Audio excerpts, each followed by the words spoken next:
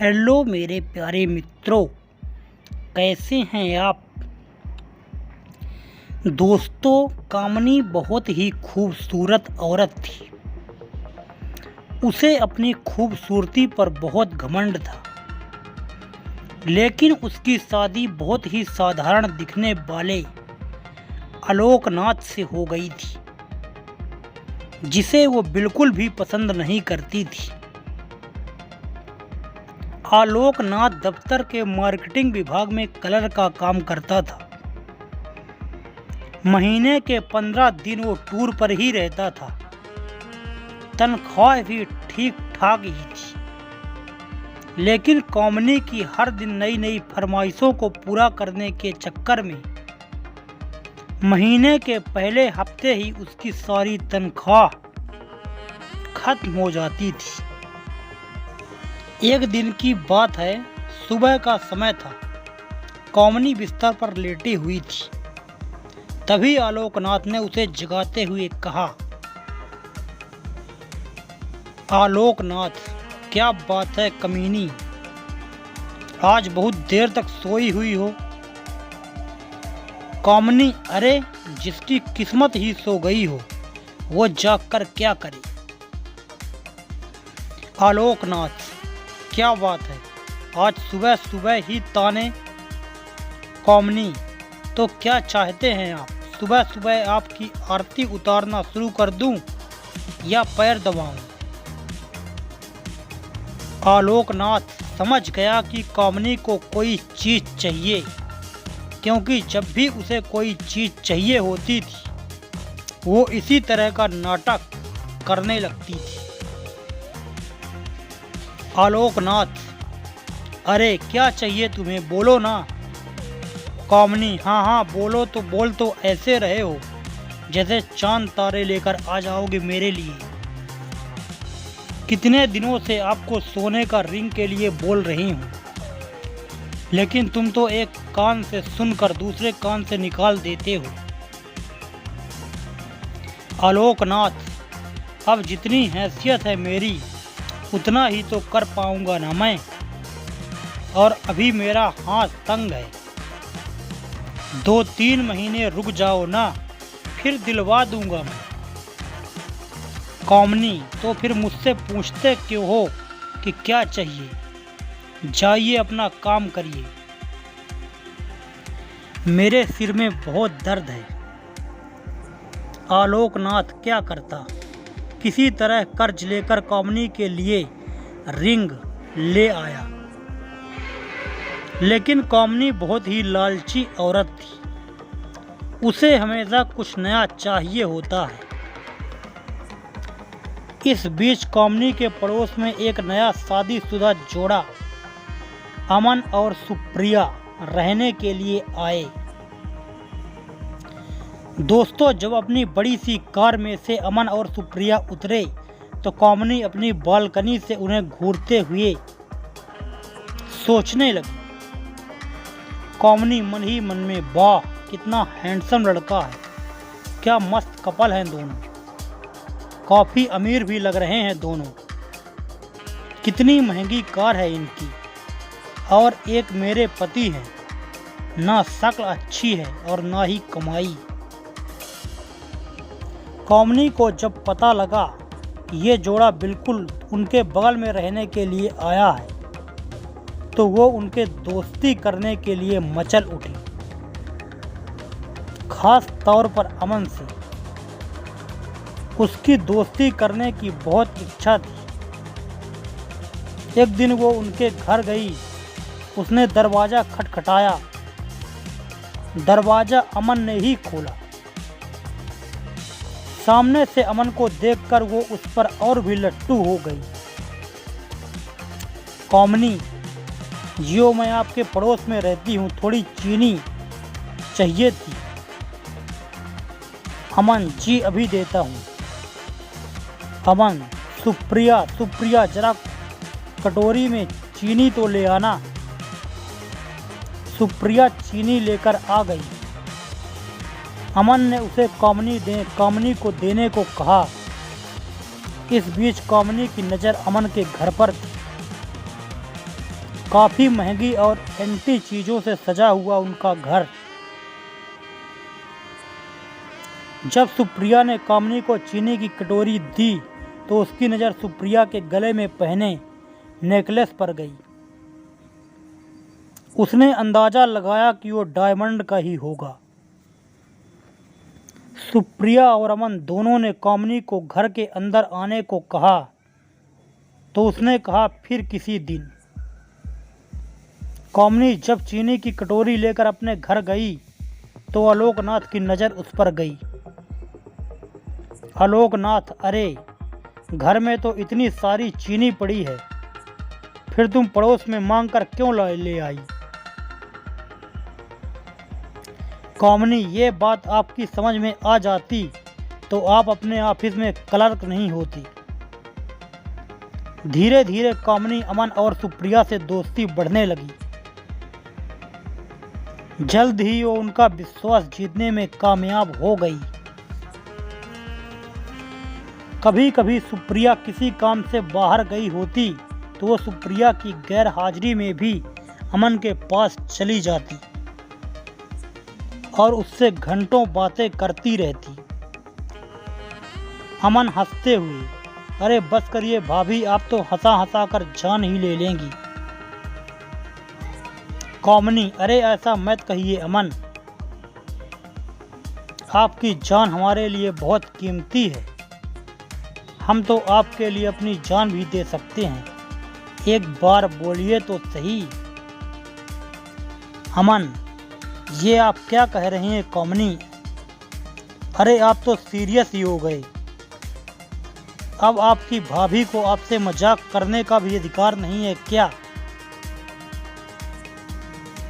Indirectly वो अमन को कई तरह के इशारे भी करती और उसे अपने झूठे प्रेम जाल में फंसाने की कोशिश भी करती, क्योंकि उसे पता था कि अमन बहुत ही अमीर है और वो उसकी सारी ख्वाहिशों को पूरा कर सकता है। लेकिन अमन अपनी पत्नी से बहुत प्यार करता था, इसलिए वो कामिनी की इन हरकतों का कोई भी जवाब नहीं देता था। एक दिन की बात है, कामिनी अमन और सुप्रिया से मिलने उनके घर आई। सुप्रिया, अरे आइए भाभी, हम आपकी ही बात कर रहे थे। कामिनी, मेरी बात? सुप्रिया, अरे ये अमन तो हमेशा आपकी बात करते रहते हैं। कामिनी, अच्छा क्या कहते हैं अमन? सुप्रिया, यही कि आप बहुत अच्छी हैं, कितनी मज़ेदार बातें करते हैं। आपके जैसी पड़ोसी मिलना तो आजकल के समय में बहुत ही मुश्किल है। सुप्रिया के मुंह से अपने लिए अच्छी अच्छी बातें सुनकर कामिनी के मन ही मन बहुत खुश हो रही थी और उसे लग रहा था कि एक ना एक दिन तीर निशाने पर लग ही जाएगा। इसी बीच सुप्रिया के भाई की शादी तय हो गई। उसके मायके वाले इस बार बुला रहे थे, इसलिए सुप्रिया को शादी के 20 दिन पहले ही जाना पड़ा। अमन को इतनी लंबी छुट्टी नहीं मिल सकती, इसलिए शादी के कुछ ही दिन का समय तय किया था। इधर कामिनी को जब पता लगा कि सुप्रिया 20 दिन के लिए अपने मायके जा रही है तो उसके मन ही मन एक प्लान बनाया। कामिनी, यही सही मौका है अमन को फंसाने का। आलोक भी बाहर हैं और सुप्रिया भी अपने मायके गई हुई है। सुप्रिया को मायके गए हुए अभी 2 ही दिन हुए थे। रात को 9 बजे कामिनी ने अमन के घर का दरवाज़ा खटखटाया। अमन ने जरा देर से दरवाज़ा खोला। कामिनी, क्या बात है अमन, बहुत देर कर दी दरवाज़ा खोलने में। अमन, अरे भाभी, वो किचन में रोटियां बना रहा था। आपको तो पता है ना, मुझे बाहर का खाना बिल्कुल पसंद नहीं है। कामनी, अरे तो मुझे कह दिया होता, मैं बना देती। लगता है आप मुझे पराया समझते हैं। अमन, अरे नहीं नहीं भाभी, ऐसी बात नहीं है, मुझे खाना बनाना अच्छा लगता है। कामनी, लेकिन मुझे ये अच्छा नहीं लगता कि मेरे रहते हुए आप किचन में खाना बनाएं। कामनी भले ही अपने घर में कम से कम खाना बनाती थी, लेकिन यहाँ तो उसका मकसद कुछ और था। वो किचन में गई और उसके लिए फटाफट खाना बनाने लगी।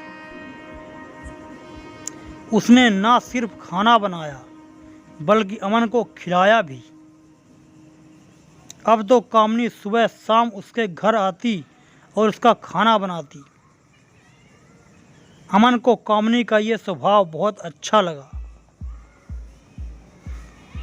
एक दिन अमन, कामनी भाभी, मैं आपको क्या कहूँ, सच में आप मेरी बहुत मदद कर रही हैं। नहीं तो खाना बनाना और ऑफिस भी संभालना सच में बहुत मुश्किल है।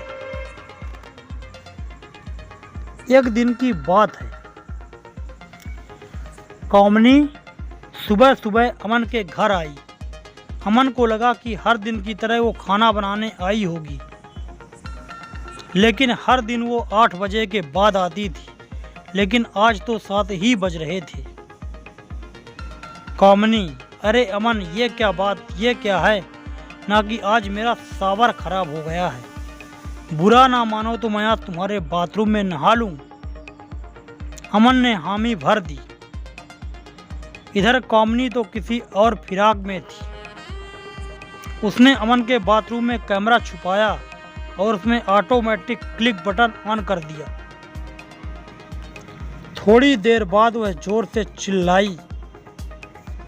अमन डर गया कि आखिर क्या हो गया। वो भागा भागा बाथरूम के पास गया। उसे देखकर कामनी अचानक से उससे लिपट गई और उसे जोर से पकड़ लिया। अमन को समझ नहीं आ रहा था कि आखिर हुआ क्या है। इधर कैमरा अपना काम कर रहा था। कामनी बहुत देर तक जब उसमें लिपट रही तो अमन को भी अच्छा लगने लगा था, लेकिन अचानक अमन को लगा उससे गलती हो रही है, इसलिए उसने झटके से हटाया। कामनी, ओह सॉरी अमन।